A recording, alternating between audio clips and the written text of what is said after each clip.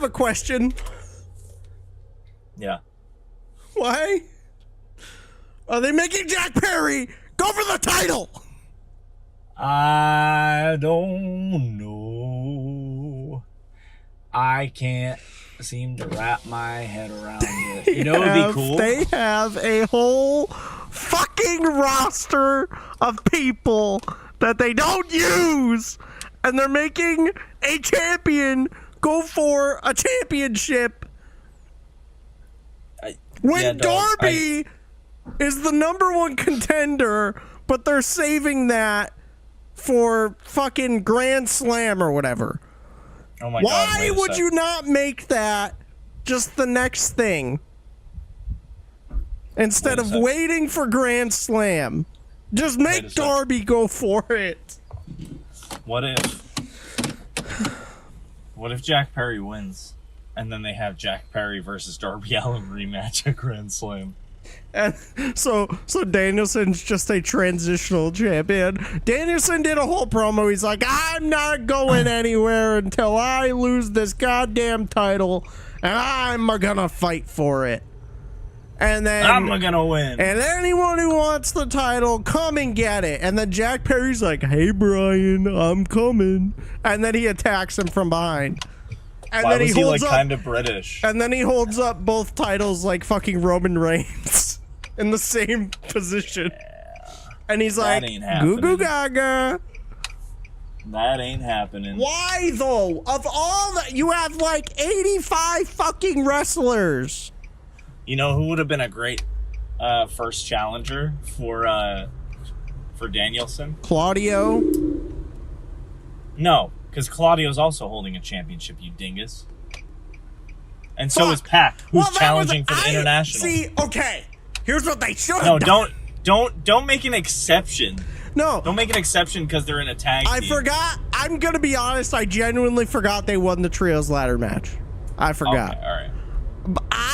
They should have done what you said originally, made Claudio win the Royal Rampage, make it so the Royal Rampage is just number one contender. I don't know why it has to specifically be at fucking Grand Slam. Just make it for number one contender and then be like, hey, here I come. Yeah. No, this was fucking stupid. You know who would have been a good challenger? Who? Moxley, who just came back. Oh, yes. You know who would have been a good challenger?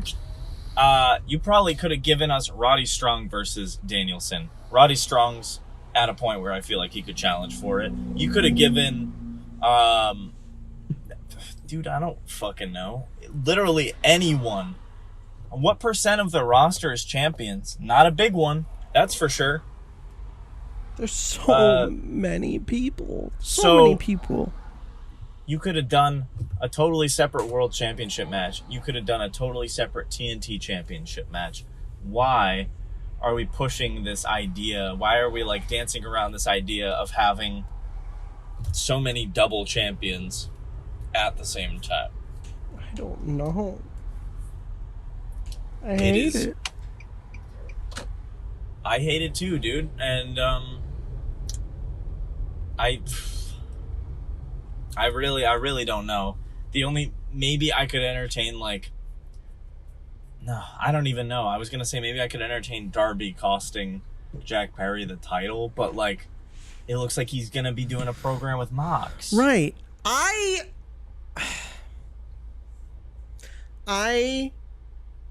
am angry because All In was such a special show.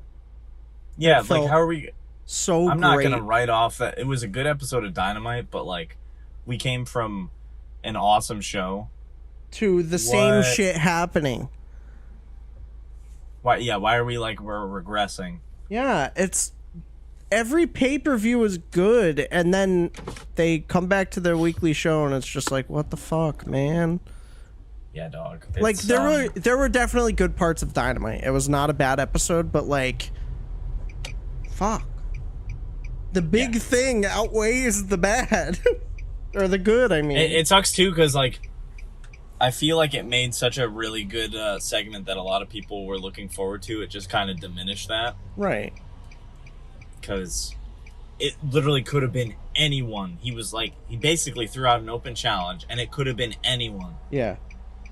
And I'm not saying, I'm already seeing people online that are like, don't get mad about Jack Perry. He's a good wrestler. I'm not saying he's a bad wrestler, dude. Yeah, no, he's a great wrestler. Jack Perry is very much up there. That's why he's a champion. Like, we've recognized that. But it could have been literally anyone else. Yeah. And anyone else who's not a champion, and that would have been fine. You could have, honestly, very honestly, you could have thrown fucking, like, Kyle Fletcher in there. You could have thrown fucking Takeshita in there, dude. Takeshita, MJF, fucking put Dante Martin. Like, I don't know. The thing is, too, it's an open challenge. So, literally, that opens it up even further than, like... I feel like the open challenge is supposed to be an opportunity for maybe someone to get over a little more. I don't think Jack Perry needs to get more over. Right.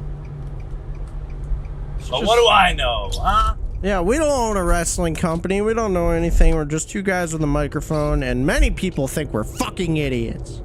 So yeah, it's fine. But you know, that's the one big downside of Dynamite. But let's talk about some of the positives of Dynamite. Mox opened the show. New music. I guess that's his NJPW theme.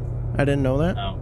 Well, I like it. It's very fitting. Yeah, I do too. I like it a lot. He comes out and he like is walking around, and then he gets in the ring, and then he like goes to leave, but Tony Schiavone's like, "Wait, I gotta go talk to him.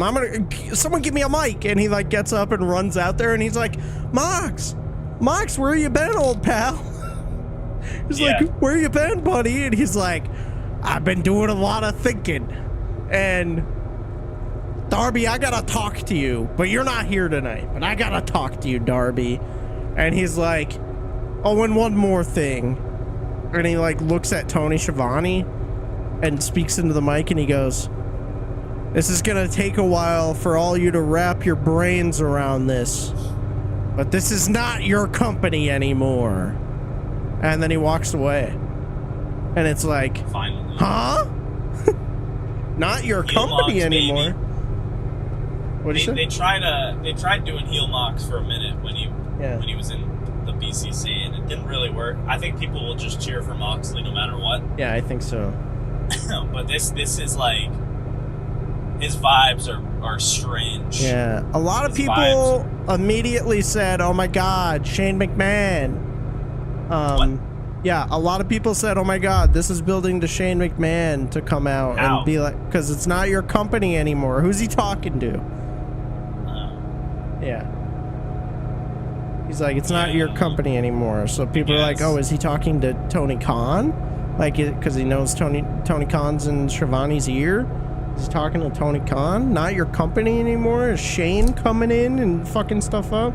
I don't think that's the case. I was gonna say, I think that's too. I think we're reading too much into that. Yeah, I'm kind of interpreting it as, and especially with, you know, what's her face? Marina Shafir. Marina Shafir. Yep, you got it. Sound it out. She came out and attacked people as well, so she's like aligned herself with Mox. I think who he's talking to and referring to is like the EVPs. So I think he's gonna like form a faction, and then they're gonna, you know, go after the EVPs or something, shit like that. Or maybe not even that. Maybe he's just trying to put the whole locker room on notice. Like, "Hey, motherfuckers, I'm back. I'm taking over." Yeah, I don't really know where it's going. But he did say it's going to take a while for us to wrap our brains around it. And it certainly will. So he didn't really take a whole lot of time off. No, he didn't. I feel like everyone was kind of like, "Oh, finally, Mox gets to take some time off," because every time he tried to, some bullshit happened, and they put the interim belt on him. Yeah, he took a couple months off, which, you know, maybe he needed it, I'm sure. Yeah. Oh, for sure. I just felt like it was very short. Yeah. But yeah, Mox is back. Aligned himself with Marina Shafir. What? Fuck me. Yeah, no, you had it the first time. Marina Shafir? Yeah. Okay. All right, I got it. align himself with her. So allegedly, well, assumingly rather, not allegedly, assumingly we're gonna see a new faction be built. Allegedly. And that's really exciting. Good stuff from Mox. Good to see. Yeah, we're back. Hangman and Ishii had a pretty good match. There was a scary spot here. Fire. Did you see the scary part? Oh, where Ishii got dropped on his head? Ishii dropped Hangman on his head, yeah. It was like, oh, God. They both dropped each other on their heads. Oh, did that happen too? Yeah, dude, he dropped fucking Ishii on his head, and his feet were on the ropes, so he just, like, was suspended in that position for, like, a good 10 seconds. He was just on the top of his head. Oh my God. Yeah, I was talking about the Hangman one. It looked like he almost fucking broke Hangman's neck, dude. It was like... Yeah, I think I missed that one. Yeah, that was towards the end there. Yeah, it was a good match, though, and right after this, Swerve came out, and is just staring at Hangman. They almost kissed. You know, they're all pissed off. Hangman's like, you are a piece of shit! And, you know, they were yelling at each other, and they, in a very exciting announcement, are going to be in a steel cage match at All Out next weekend. True. So that's gonna go hard. It's gonna be a good match for them, and I feel like it's so funny that Hangman is the heel, because Hangman's right. Like, if anything, Hangman at heart is the good guy. Yeah. Right? And he started as the good guy. Like, Swerve broke into his home and like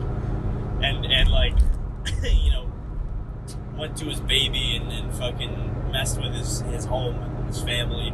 Like, if anything, Swerve's the bad guy, but we've just completely flipped now. And like, Tony Schiavone's like, you would think he would have gotten over it by now. And it's like, what?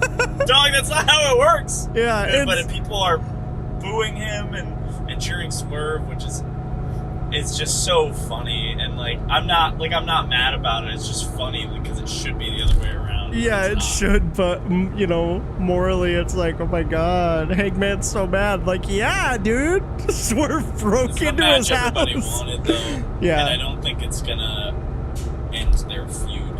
I think we'll probably get this, maybe get one more. I think we'll get more than one more. This is the feud that you have mentioned many times.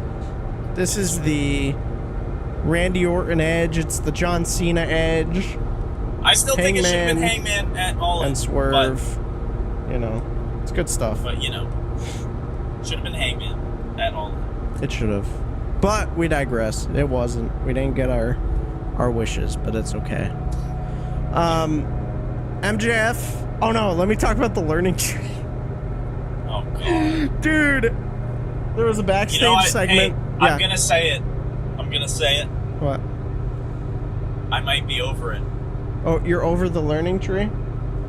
I'm seeing the, I'm like riding off in the sunset. I'm starting to see the horizon. That's okay. It's almost run its course for me. But I know it's run its course for a lot of people, but it's like,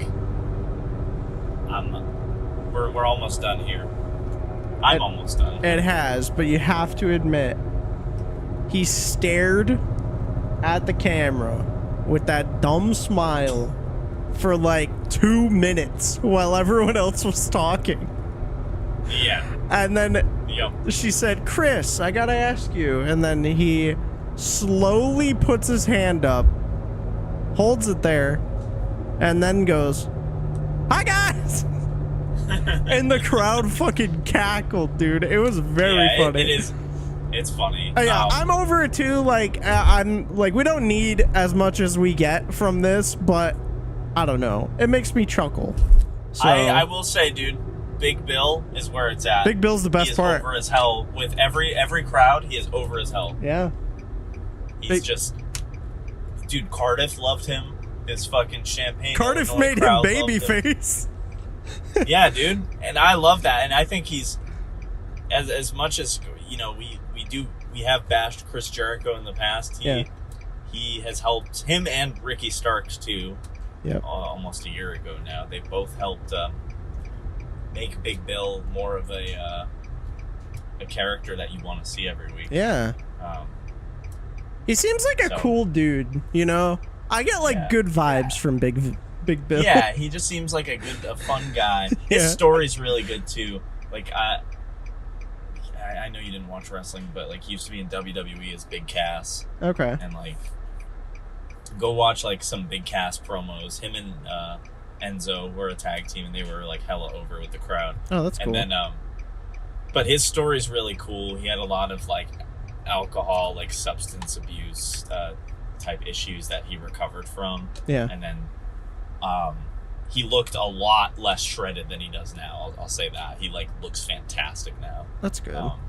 Compared to that. It's good to see people recover. Big love to Big Bill. And I will say too that like all-star tag team match was pretty good. Yeah. I those are either hit or miss for me because most times it feels like they're just doing it to shove a bunch of dudes in a match. Yeah. But it was good. Yeah.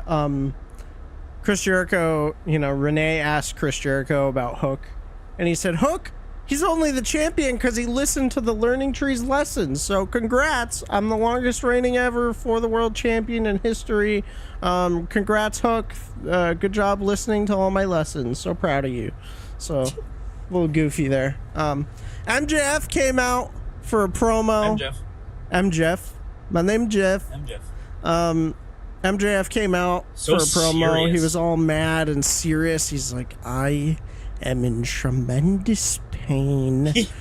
He doesn't abandoned America, dude. He doesn't have a neck brace, but he has tape, so I'll take it. It works. Yeah. I'll take the tape. It's more realistic, honestly. As you said, he abandoned America. He denounced his American citizenship and said the only place in America that matters for him is Long Island, New York.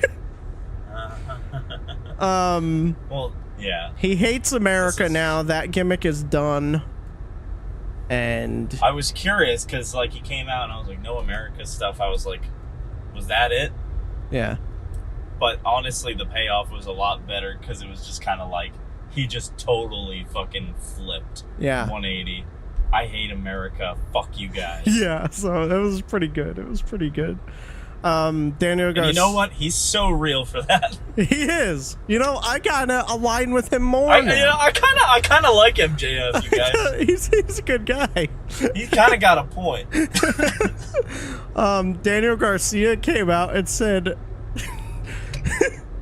this was building up their match at All Out. He challenged them to a match, and he said, ruining your life is my fetish. I'm gonna do whatever it takes to kick your ass, basically. And then he threw the mic from the ring. MJF was standing at the top of the ramp. He threw the mic from the ring and it clonked to MJF in the dome, bro. This guy, he's got a good arm. Yeah, damn good arm. So, that match is gonna go really hard. So that's 2 matches for All Out already announced. Yeah, dude. The cage match and this match, so pretty good. And we have Pac and Ospreay. Oh, yeah. Forgot about Pac and Ospreay. This was my favorite segment of the night. Yeah, I agree. Because I love Daniel Garcia, and I'm so happy to see him back. And again, I really hope he stays because I think the AEW fans love him, and I think he's getting even though you wrote him off TV for like a month, he's getting booked really well. Yeah, he is. And he is one of those guys who I think is a future international champion, if not a future world champion. Yeah, I can agree. At several years down the line, I think he can do it because he's young and he's a very good wrestler, and that's what AEW loves. Yeah. So, you could have Daniel Garcia versus Bryan Danielson. Goddamn, they've put on bangers before. Yeah, well, in that case, though, he's got this feud with MJF, so maybe someday. That's true. We had 2 celebration ceremonies, kind of. So the first one was a party for Mercedes, and Okada was back there, and they were doing CEO, and Okada goes, "Oh, dream come true." I actually popped when Okada showed up because Isaiah Cassidy was trying to put the moves on Mercedes, and he goes, I know you're recently single. Like, I'm single. You're wearing red, which is the color of love. Like, Yeah. he was looking at Mark Quinn, and he was like, "Hey, let me cook. Watch this." And Mercedes was just kind of, whatever. I honestly thought, like, I don't know. I thought she was gonna like whoop him or something, but then Okada shows up and he's just like, "Hey." Back off. And Mercedes goes, "How do you say, what was it, bye, bitch?" Yeah, in Japanese? yeah. And he whispers, and she's like, "Sayonara, bitch." Yeah. And then, they do the CEO dance, and Okada, made it rain in his pants, as a famous commenter once said. It's true. I forgot about that. Yeah. Oh, man. And then the second celebration, which kind of happened, but not really. Mariah May came out. We were supposed to have a big ceremony, and she's like, "I'm not going to do my ceremony in this town. It's disgusting." And she goes, "But you know what I will give you?" And she takes off her rope, and the crowd's like, "Ah!" Like, oh my God. I don't know if you saw this, but there was a lady who covered up a guy's eyes with her sign, and it was very funny. And it made Excalibur break. And he like lost his shit for a second, and he's like, "Well, that's something you don't see every day." Yeah, no, and she was feeling up Shivani. Shivani was getting all hot and bothered. Yeah. He was like, "Ooh." Mariah May is my champion. Mariah May, That's a woman. you're great. You're great, Mariah. We're big fans. Big fans, huge fans. I might lose my shit. Good stuff. And then lastly, let's talk about Ricochet's debut match. Woohoo! What'd you think? I thought it was a great match, and I thought Kyle Fletcher was a great opponent for him in his first one-on-one match. Kyle Fletcher rules. I can't believe people, like... There are people out there that think he's bad, dude. Kyle Fletcher, incredible wrestler. Has been. Yeah. Has been for a while. To say he is a bad wrestler is probably one of the most delusional things you can say. The guy is built like a wrestler. He's skilled, he's technical, he's strong. Like, the proof is right there. You cannot tell me otherwise. Him and Ricochet put on a fantastic match, which, I mean, you can say, I guess it is, you consider it the main event of the night. It was the last match. Yeah, it was. It was very good. Almost 20-minute match. Very I'm so fast-paced and good stuff. Ricochet, he's got a different presence, and he looks happy because he's actually in a 20-minute match instead of, Well, that's when even like, not he's on actually getting speed. the When he was on Raw, they would put him in like 5-minute matches, short matches. So yeah, it was like, what the fuck? Like, they weren't using him. And now he's here, and it's great. Yeah. And he's doing the stuff that not a lot of people, didn't get to see from him. Yeah, and he mentioned that in a video package too. He was like, I'm gonna show you the Ricochet that I've wanted to show people for a long time. So it really builds into that, and I don't know. I'm still nervous about like booking, but right now we're off to a good start. I know we've only had one match, but like they're showing like he is a good addition to the roster. Yeah. So hopefully this keeps up, hopefully it doesn't like die off. And it's a very valid concern. Yeah. As we've seen many a talent get buried here. Yeah. And all I can say is I think Ricochet's doing the wrestling that he's wanted to do for so many years, and right. I think that's right at this point, that's just like all he could really ask for. Yeah. Like, obviously he probably wants to get, booked better, but like, I don't know, at the very least he's putting on fucking great matches and not just being remembered for like the one highlights. spot with Logan Paul. Yeah. Like, and like WWE speed. Like, unfortunately, that's like our most recent memories of him. Yeah. He tagged with Braun Strowman for like 2 years. Yeah, he did. I don't know. I don't know, man. So weird. But, yeah, now he's actually like in good. Hopefully, gonna be in a lot of like decent matches that we can look at and be like, "Damn, this guy's crazy," you know.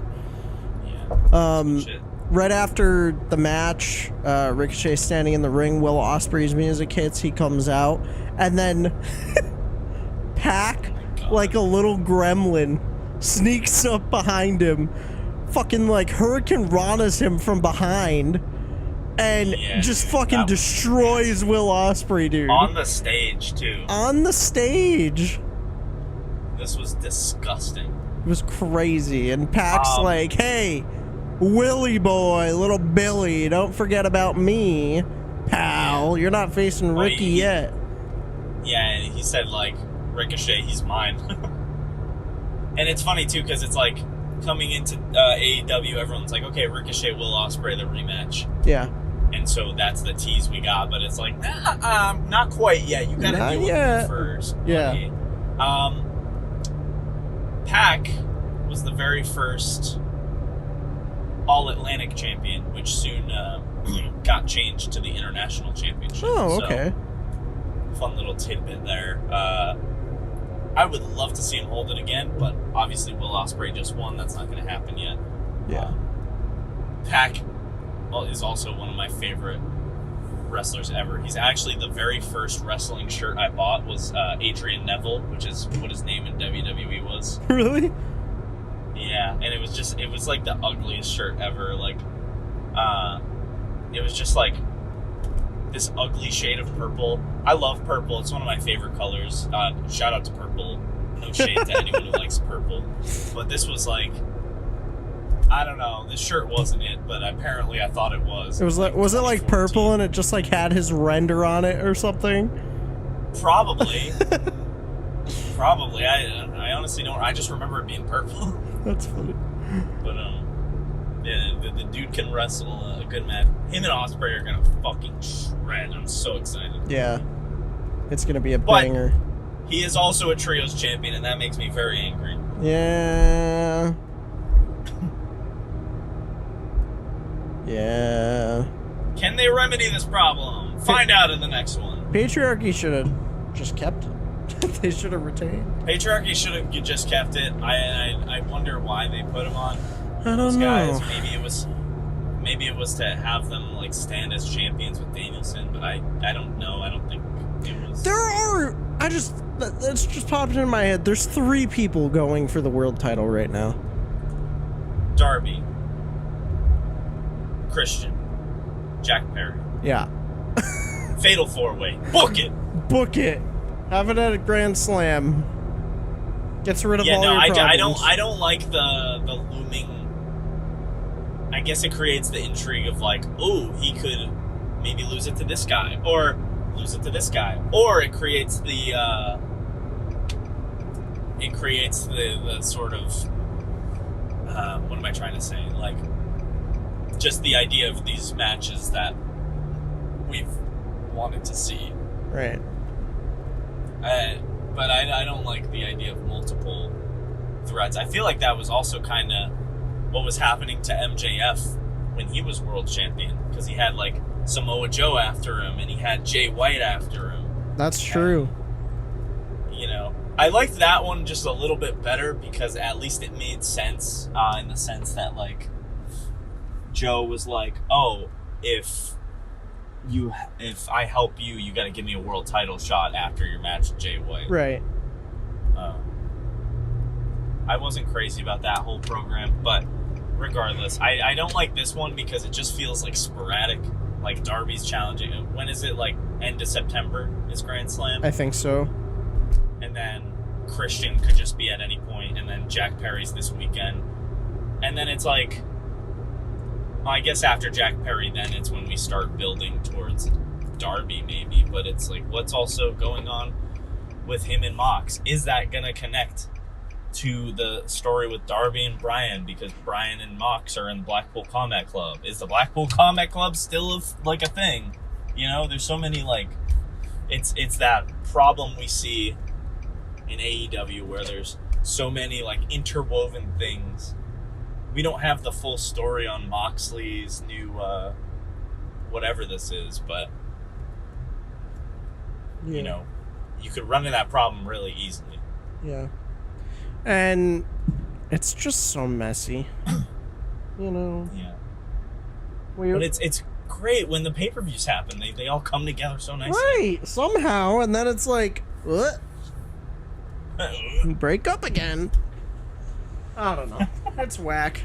Thank you guys so much for watching the video, and thank you for your continued support of the channel. We are going strong, and we are not stopping. So please, leave a like, subscribe, hit the notification bell so that you don't miss another upload, and please leave a comment, even if you didn't agree with what we were talking about. We love to get that conversation going, and we love the engagement. With that, we'll see you in the next one.